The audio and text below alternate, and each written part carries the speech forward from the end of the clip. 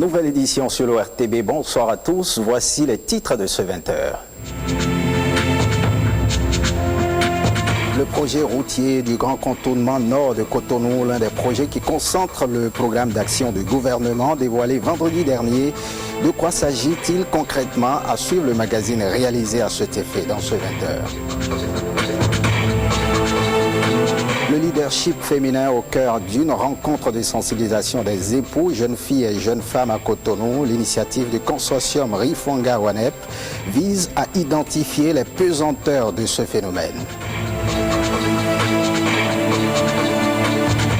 Bientôt une loi d'orientation agricole au Bénin. Les organisations paysannes s'accordent sur le principe. Un atelier de validation est organisé dans ce sens à Cotonou.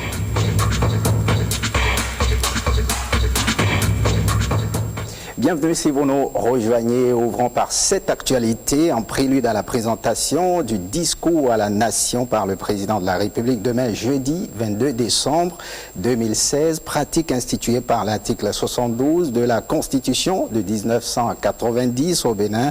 Donation Falola et Marie-Louise Perrin ont échangé avec le professeur Ibrahim Salami. Ils ont abordé, entre autres, l'utilité de ce discours qui, généralement, précise l'état de la nation. Suivez la réaction du professeur.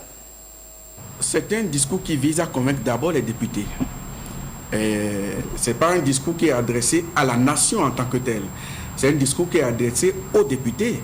C'est une façon pour lui de les amener, de les convaincre des choix qu'il a à faire en fonction des réalités du Bénin et des perspectives qu'il veut donner à la politique de la nation pendant qu'il est chef de l'État.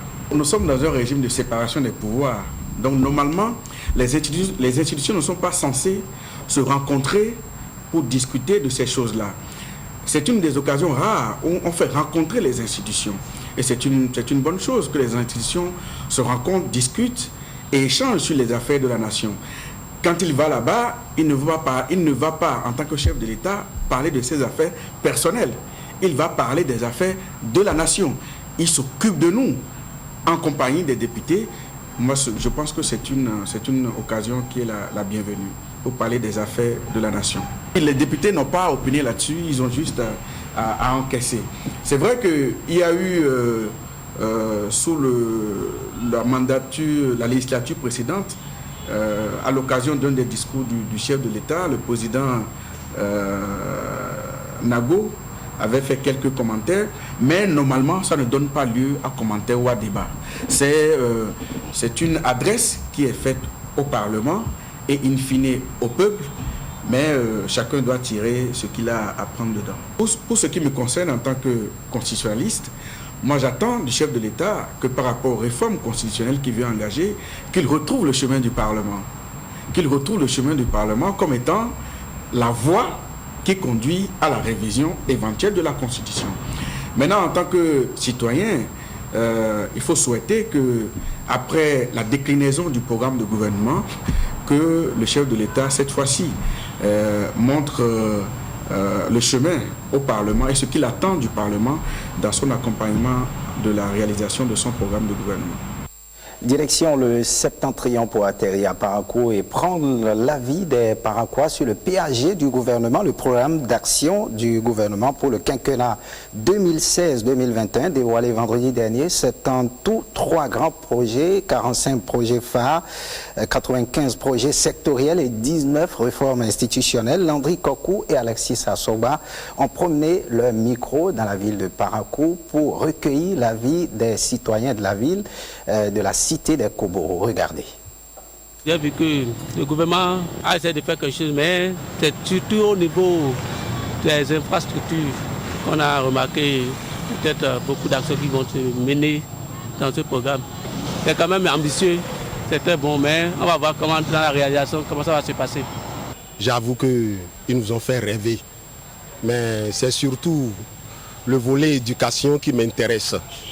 Et plus précisément, la création du Conseil de l'éducation nationale. C'est une bonne chose, mais je suis encore inquiet. Je suis inquiet parce que j'ai suivi le chef de l'État qui a parlé de l'élection des membres de ce conseil. Nous attendons de voir la faisabilité. Tous les ministres qui sont intervenus ont maîtrisé le sujet, si bien que moi je suis convaincu et je suis rassuré que d'ici 5 ans, le Bénin va étonner et comme l'a dit le président, ça serait comme un miracle. Si on peut vraiment mettre cela en application de manière effective, sincèrement ce sera pour le bonheur de tous les Béninois et de toutes les Béninoises. C'est tellement formidable. Si effectivement le président pouvait trouver ce montant qu'il vient de donner par rapport à ce PGA-là, sincèrement, ce serait bon.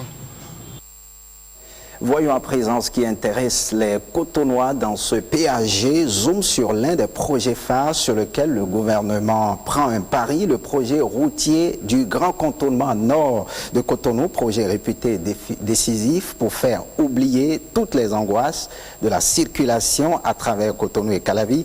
Il y a des lustres qu'on en parle. Que peut et veut faire le gouvernement? Réponse dans le carnet de route d'Ozia Sonovo. Ici, à Calavi-Kota, commence le tracé du Grand Contournement de Cotonou. Longtemps annoncé, longtemps attendu, mais aujourd'hui promis par celui qui veut entrer définitivement dans l'histoire, en tout cas promis pour être inauguré avant la fin de son mandat. Mais avant que s'écrive le fin mot de l'histoire de ce grand contournement censé débarrasser la traversée de Cotonou-Calavi des bouchons monstrueux, d'attentes stressogènes, bien des questions s'imposent. Est-ce qu'on peut partager avec les Béninois l'esquisse de ce qui se présente comme le tracé de ce grand projet-là? La route part du point où nous sommes aujourd'hui, conduit par le côté gauche de la route existante jusqu'à Djonou. De Djonou, le tracé idéal sera identifié, passant par Ménotin, Fifadi, jusqu'à Ladi. On va franchir le lac Nokwe par un pont, par le 4e pont de Cotonou, continuer dans la zone d'Akwakwa, aller à Glangandan et atterrir à Sémé. Le projet de contournement nord de Cotonou portera sur environ 40 km. Le profil en travers sera constitué de 2 chaussées de 4 voies chacune, séparées par un terre-plein central. Il y a également déjà le dédoublement du pont de Djonou ici à Godomé et 2 autres ponts, 2 autres grands ouvrages pour franchir les marécages aussi bien à Sémé et puis Vossa. Quelles seront les casses sur l'itinéraire de ce grand projet de route et quelles seront les mesures d'accompagnement? Les populations doivent être rassurées. Le projet peut avoir pour conséquence des casses, mais c'est des casses qui seront prises en compte dans le cadre strict du respect des lois de la République.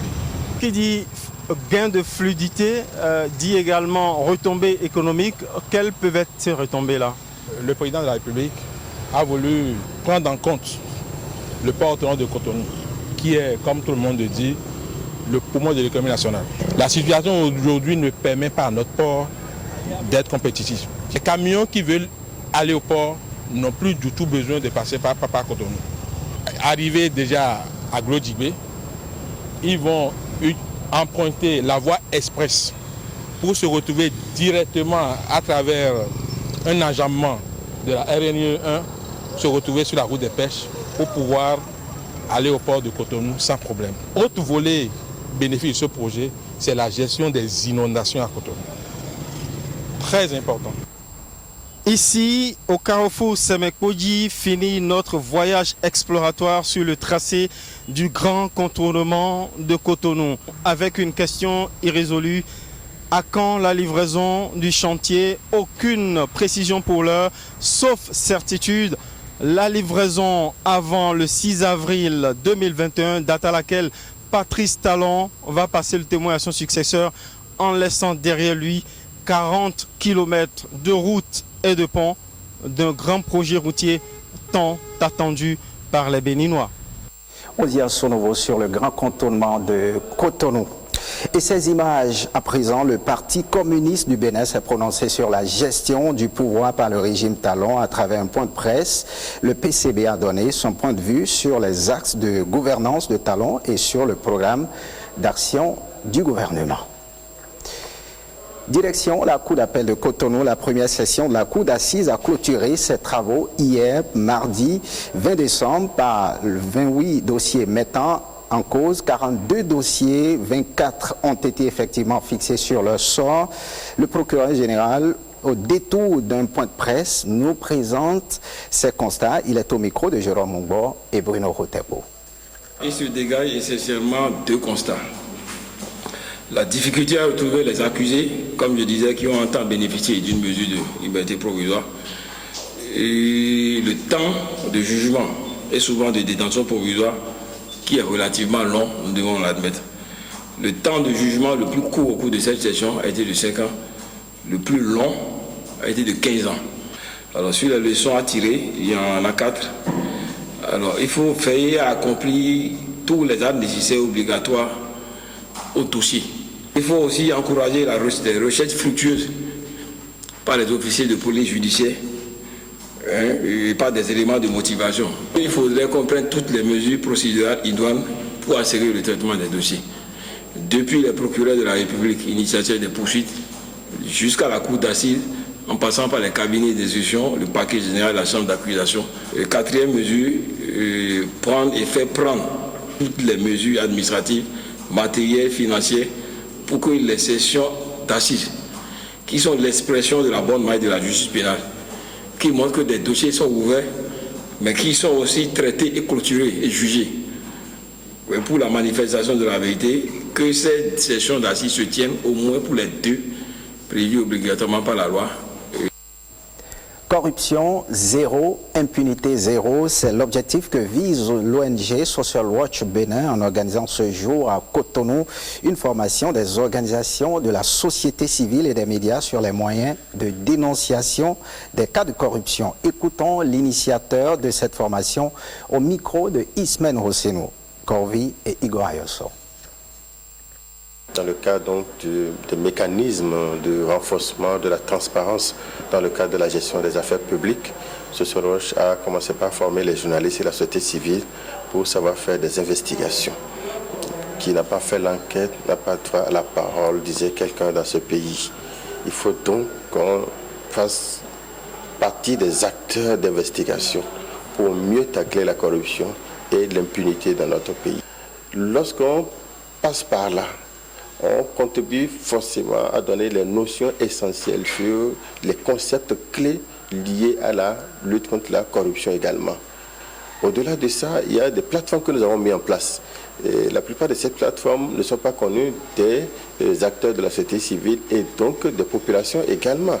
Nous avons dénommé une plateforme Konouleto, Témoin Konouleto, qui est une plateforme qui reçoit les plaintes des gens qui sont victimes de corruption, qui sont victimes de malgouvernance, qui sont victimes de la gouvernance financière qui ne marche pas dans notre pays. Et sur cette plateforme, nous recueillons ces plaintes. Et ces plaintes, en fait, c'est des dénonciations d'actes de corruption que nous envoyons vers des structures qui travaillent déjà, comme la société civile au niveau du FONAC, au niveau de l'ANLC et au niveau de la direction de régulation des marchés publics. Parlons agriculture, les organisations paysannes du Bénin ensemble pour défendre le monde agricole. C'est à travers un atelier de validation du mémorandum paysan pour l'élaboration de la loi d'orientation agricole du Bénin. L'idée est de la PNOPA Bénin, la plateforme nationale des organisations paysannes et de production agricole du Bénin. Blaise Adampo et Brice Thibozo nous en disent davantage. Ils sont venus des 4 coins du Bénin. Ces acteurs des organisations paysannes s'unissent pour trouver des solutions aux problèmes du monde agricole. Ce présent atelier va permettre la validation du mémorandum paysan pour l'élaboration d'une loi d'orientation agricole au Bénin. C'est depuis 2009 que l'idée de doter notre pays d'une loi d'orientation agricole a germé et a commencé par faire son petit bonhomme de chemin au sein des organisations paysannes et des organisations de la société civile au Bénin. Il est apparu la nécessité pour la PNOPA de procéder à la réalisation d'un mémorandum paysan sur les aspirations et les propositions des productrices et des producteurs quant au devenir de la profession agricole et du développement du secteur agricole au Bénin. L'enjeu est de taille et mérite qu'on lui accorde le temps et l'énergie nécessaires à un tel défi. Le représentant du ministre de l'Agriculture revient sur les objectifs visés à travers l'adoption de cette loi. La loi d'orientation agricole, j'en suis conscient, instrument structurant de développement agricole, viendra donner un cadre légal et normatif à la gestion du secteur agricole. L'adoption d'une telle loi permettra surtout de renforcer les acquis des actions volontaristes du gouvernement et les objectifs des réformes en cours afin d'éviter l'éternel recommencement au rythme des successions de gouvernements. Une fois adoptée, l'autre manche serait la mise en œuvre de cette loi d'orientation agricole. Et cette formation Afrobaromètre pour donner de la matière aux journalistes dans le traitement de l'information des professionnels des médias ont été initiés à l'utilisation des données Afrobaromètre. La formation a pris fin ce mardi à l'Institut de recherche empirique en économique et politique. Awa Sherif nous en parle. Ce que pensent les Africains des conditions d'accès à l'électricité dans leur pays. Vous allez voir tous les 36 pays dans un tableau avec des graphiques qui montrent les différents pourcentages. L'information précise, concise et complète est celle basée sur des données statistiques. Une préoccupation pour Afrobaromètre qui a d'ailleurs initié cette formation pour donner l'occasion aux journalistes de se familiariser avec des données statistiques. C'est important de promouvoir le journalisme empirique, si vous voulez. C'est-à-dire le journalisme qui n'est pas seulement un journalisme d'opinion, un journalisme, j'allais dire, d'improvisation, mais un journalisme d'analyse et d'utilisation des données empiriques. Ça a également un côté très académique, un côté beaucoup plus profond, permettant à des gens comme moi et à d'autres chercheurs d'essayer de lier en particulier les faits historiques. Des données empiriques sont des méthodes de persuasion auxquelles les professionnels des médias doivent se référer. Pour convaincre les gens, pour amener les gens à croire ce que vous dites, pour que ce que vous dites ne soit pas associé à votre genre, à votre ethnie, à votre bord politique, le plus vous utilisez des données, le plus vous avez la capacité donc de persuader les gens. Cette formation de 24 heures a permis aux participants de comprendre l'importance des données statistiques dans le traitement de l'information. Et on parle des archives commémoration en différé de la 9e édition de la Journée internationale des archives sous l'égide de la Direction des archives nationales. Les professionnels des archives, les producteurs et gestionnaires de documents d'organismes publics ou privés se penchent pendant 3 jours sur les voies et moyens pour moderniser les archives nationales. On en fait le point avec Armel Nonfonji et Marie-Louise Perrin. Les professionnels béninois des archives ont choisi les dates du 20 au 22 décembre pour commémorer la Journée internationale des archives, normalement célébrée le 9 juin de chaque année. Pour l'occasion, les participants orientent leurs réflexions sur le thème « Évolution dans le domaine de l'archive à l'ère du numérique ». Le secteur des archives n'étant pas resté en marge des avancées technologiques. Cette commémoration offre également l'occasion à la Direction des archives nationales, aux professionnels du Bénin, aux conservateurs des archives, aux producteurs et gestionnaires de documents d'activité, des organismes publics et privés, de mener des activités de réflexion sur la transformation institutionnelle de la Direction des archives nationales, la valorisation de la fonction archive et la promotion de leurs fonds. De nombreux efforts sont consentis par les gouvernants dans le domaine des archives depuis les années 2000. Mais force est de constater que l'état des lieux n'est pas reluisant. Nous sommes donc tous interpellés et nous devons absolument trouver les voies et moyens pour redorer l'image des archives, non seulement au niveau central, mais aussi au niveau déconcentré et décentralisé. Les recommandations concrètes qui sortiront de ces assises permettront d'améliorer le secteur des archives au Bénin. Et cette interrogation, comment accroître le nombre des femmes dans les sphères de prise de décision au Bénin? La question est au cœur d'une rencontre de sensibilisation des époux et parents proches des jeunes filles et jeunes femmes potentielles candidates pour une meilleure participation des femmes au processus de prise de décision. Clotaire Aweko et Ramatou Lawani pour les détails. D'œuvrer à l'accroissement du taux de représentativité des femmes béninoises dans les sphères de prise de décision. Contribution à l'amélioration du taux des femmes aux postes sélectifs et nominatifs au Bénin, C'est le principal objectif du programme de renforcement des capacités d'action des femmes, RECAFEM en acronyme. 140 jeunes filles et jeunes femmes de la tranche d'âge de 18 à 40 ans sont ciblées dans 7 départements du Sud Bénin. La question ici est de sensibiliser les époux et parents proches des jeunes filles et jeunes femmes ciblées pour un leadership féminin.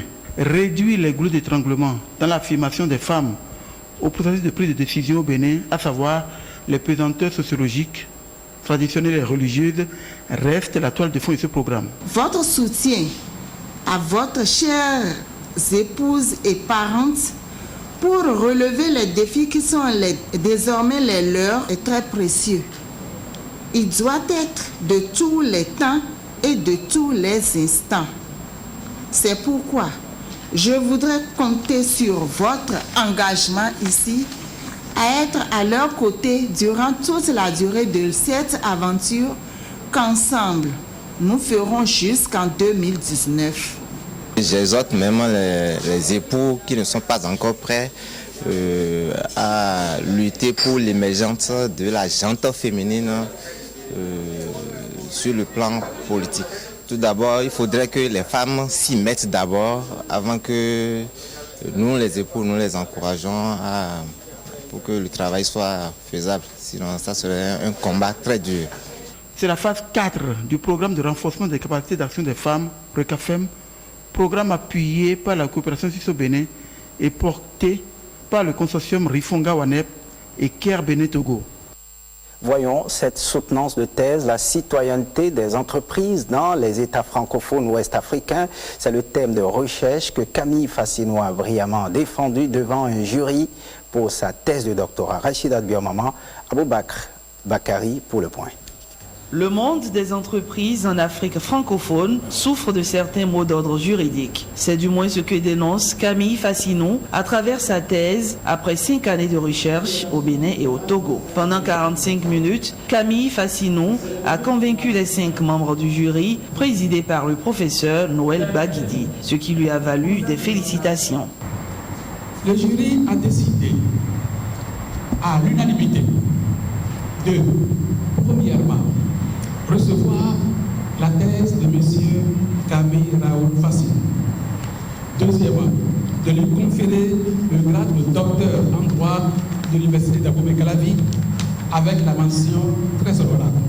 Nos travaux de recherche étaient sur la citoyenneté d'entreprises dans les États francophones de l'Afrique de l'Ouest, une étude comparative entre le Bénin et le Togo.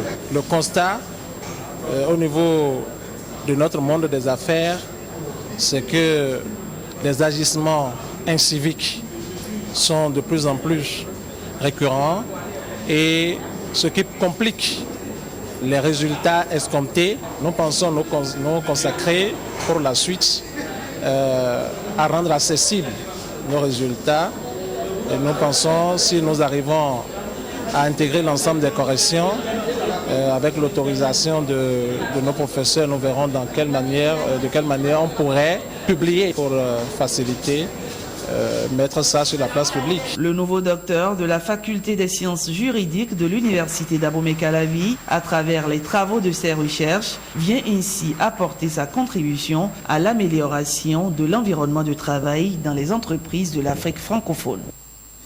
Un tour à l'église, les chrétiens catholiques de la mission évangélique des affranchis préparativement la commémoration de la naissance de Jésus. Ils ont organisé 4 jours de retraite sur le thème « Les derniers jours ». On fait le point avec Awa Chérif et Cécile Mondé. La danse frénétique de ces fidèles évangéliques des affranchis accompagnés de louanges pour glorifier Dieu. Depuis 72 heures, ils sont à la découverte de l'évangile de Jésus-Christ selon Matthieu. Et le thème, c'est les derniers jours. Un thème qui a été choisi compte tenu des événements que nous vivons actuellement. Le diable a changé complètement le monde. Cela a donné une réflexion intense aux dirigeants et ça nous a conduit à choisir ce thème. Les participants venus du Nigeria et des 12 départements du Bénin se disent comblés. Il y a eu des formations à l'endroit des jeunes, des formations à l'endroit des leaders, des formations à l'endroit des femmes. J'étais resté dans la session des leaders où on nous a enseigné comment le leader doit mener une vie de leader. Il ne doit pas être comme un homme ordinaire. Désormais, moi je sais que il faut se dire, tout ce que je fais sur cette terre, ce n'est pas seulement parce que je dois plaire aux hommes, mais je dois plaire à Dieu, être parfait, agréable à mon Seigneur. Donc je le fais de tout cœur, bien ouvert envers le Seigneur, sans regarder tout ce que les autres vont dire sur moi, mais je regarde à la croix et je sais qu'il y a un objectif pour moi, le paradis. Je voyais la main du Seigneur agir dans ma vie, dans la vie des fidèles. Et donc, au-delà de cet avertissement que ce thème nous donne, à savoir les derniers jours, je crois que c'est une occasion pour chaque fidèle de se ressourcer spirituellement, matériellement et tout. Pasteur Benoît Ganhalode est le fondateur de l'église Mission évangélique des affranchis, MEA. Cette 15e convention annuelle prendra fin avec une messe d'action de grâce. Le peuple de Dieu entend ainsi être dans la dynamique du grand rendez-vous, le retour de Jésus-Christ. Un mot de football pour finir. Le faible niveau du football béninois préoccupe des Béninois de la diaspora. Des initiatives se prennent dans ce sens, à l'instar de celle de Raymond Tchaye qui sillonne le territoire national pour former les jeunes footballeurs. Hospice Metoli l'a rencontré dans un centre de formation à Lada. Voici son reportage. La recette pour obtenir de bons footballeurs est sans aucun doute la formation des jeunes au métier du ballon rond. Une formation donnée à l'enfant depuis son bas âge pour lui inculquer les fondamentaux de son futur métier. Si on a un mauvais contrôle, on a une mauvaise action. Pour Raymond Tchaye, formateur au centre de formation de Red Star à Paris, la formation est incontournable si l'on veut atteindre les sommets. Depuis plusieurs semaines, il séjourne au Bénin. Son objectif, participer à la formation des jeunes béninois désireux d'embrasser la carrière de footballeur. L'expérience est de venir voir le terrain. Après, si possibilité, faire vraiment beaucoup plus. J'ai beaucoup d'amis qui sont du Mali, Sénégal, Côte d'Ivoire, et on se charrie beaucoup sur ça. L'Oméo, ton équipe du Bénin, ils participent régulièrement à ces compétitions-là. Et nous, le petit écureuil, j'ai l'impression qu'il se cache. Je suis issu du centre de formation, du deuxième meilleur centre de l'île de la région parisienne. Il y a le PSG, juste en dessous, il y a le Red Star. Le Red Star, c'est un grand pôle de formation où je m'occupe moi-même de la formation des jeunes pour les emmener justement au niveau professionnel à maturité. L'objectif, c'est de venir ici, voir les talents et les emmener dans la meilleure destination possible, pour que le petit évolue de la meilleure manière possible, afin qu'il y ait un retour sur ces terres et que le petit soit prêt à défendre les couleurs du Bénin. Une initiative fortement appréciée par des responsables de centres de formation. Je décide à venir voir de quoi s'agit-il dans le centre. Et je suis gonflé. Ça nous a fait vraiment plaisir. Cet apport en matière de compétences constitue une occasion précieuse pour ces jeunes qui rêvent de briller sur les pelouses. Fin de ce journal, merci de l'avoir suivi. Le programme prévoit à partir de 20h30 le magazine Sans commentaire et le point du Conseil des ministres, un entretien sur le thème santé sexuelle et reproductive et deux feuilletons, les choix de l'amour et We Vow to You. Prenez le rendez-vous du journal du soir à partir de 23h avec Héloïse Winator. L'actualité, c'est également sur le site de l'ORTB, www.ortb.bj. Merci de votre fidélité. À très bientôt.